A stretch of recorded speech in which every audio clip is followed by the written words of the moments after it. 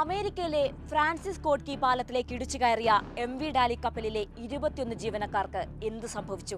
ലോകത്തോടുള്ള ബന്ധം വിച്ഛേദിക്കപ്പെട്ട് 7 ആഴ്ചയോളമായി പടാപ്സോ നദിയുടെ നടുവിൽ കഴിയുകയാണ് 20 ഇന്ത്യക്കാരും ഒരു ശ്രീലങ്കക്കാരനും. പാലത്തിനടിയിൽ കുടുങ്ങിയ കപ്പലിന്റെയും അതിലെ ജീവനക്കാരുടെയും ഭാവി എന്തെന്നോ അവർ എന്ന് മടങ്ങിയെത്തുമെന്നോ ഇനിയും ഉറപ്പില്ല.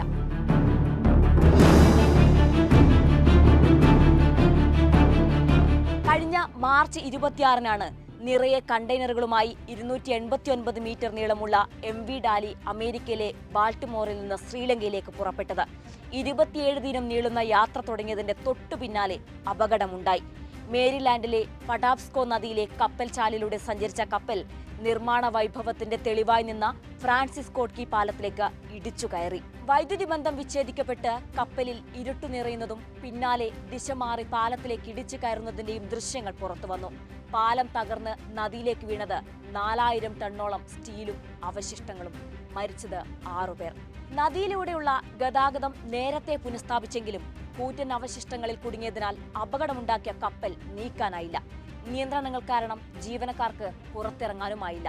അവശിഷ്ടങ്ങൾ നീക്കുന്നതിനായി കഴിഞ്ഞ ദിവസം നിയന്ത്രിത സ്ഫോടനങ്ങൾ നടത്തി. ജീവനക്കാരുടെ മോചനത്തിന്റെ തുടക്കമാണ് ഈ പ്രവൃത്തികളെന്ന് വിശ്വസിക്കുകയാണ് കപ്പൽ കമ്പനിയും കുടുംബാംഗങ്ങളും. അപകടത്തെക്കുറിച്ച് FBI-യുടെയും നാഷണൽ ട്രാൻസ്പോർട്ടേഷൻ സേഫ്റ്റി ബോർഡിന്റെയും അന്വേഷണം തുടരുകയാണ്.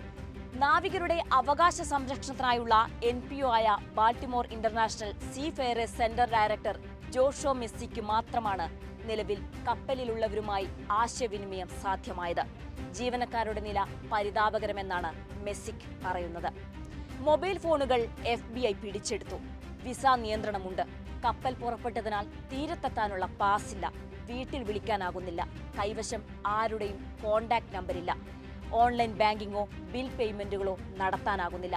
അകാരണമായ ഭയത്തിന്റെ പിടിയിൽപ്പെട്ടവരെ പോലെയായി മാറിക്കഴിഞ്ഞു അവർ. അപകടമുണ്ടായി 4 ദിവസത്തിന് ശേഷമാണ് വൈഫൈ സംവിധാനം കപ്പലിൽ നൽകിയത്. വാട്സപ്പ് വഴിയുള്ള ആശയവിനിമയമാണ് നിലവിൽ. ജീവനക്കാരുമായുള്ള ആശയവിനിമയത്തിനായി താൽക്കാലിക സിമ്മുകൾ അനുവദിച്ചെങ്കിലും മേൽപ്പറഞ്ഞ കാര്യങ്ങൾക്ക് അത് ഉപകരിക്കില്ല. ഭക്ഷണത്തിനും ആരോഗ്യവുമായി ബന്ധപ്പെട്ട ആവശ്യങ്ങൾക്കാണ് മുൻഗണന. കടുത്ത നിയന്ത്രണങ്ങളോടെ 4ഓ 5ഓ പേരുൾപ്പെടുന്ന സംഘമായി ജീവനക്കാർക്ക് തീരത്തിറങ്ങാനുള്ള പാസ് അനുവദിച്ചേക്കാം. പുറത്തിറങ്ങിയാലും ജീവനക്കാർക്ക് ഉടൻ നാട്ടിലെത്താനായേക്കില്ല.